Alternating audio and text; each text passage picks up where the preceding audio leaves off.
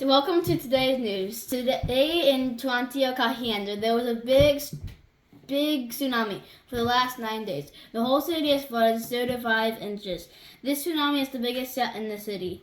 Here is John, the geography professor. He is here to tell us about tsunamis and how this one formed. John, what is a tsunami?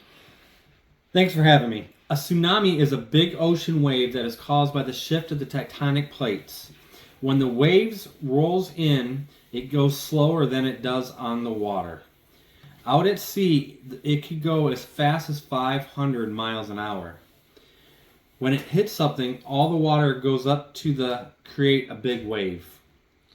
We also have some other questions for you.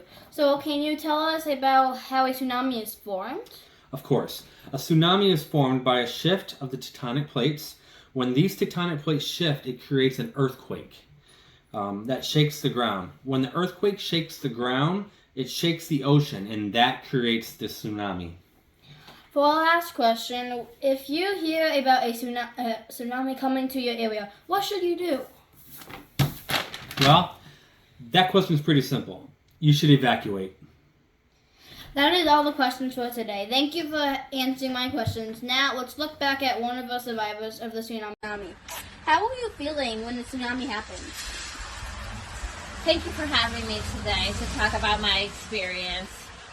But yes, the tsunami was crazy. I was just in my kitchen washing the dishes when all of a sudden I heard that I saw something out my window. And I don't watch the news, so I didn't know there was a tsunami coming. But I looked out my window and I saw a house. I thought I was dreaming, but it was real. That must have been scary. I have another question for you.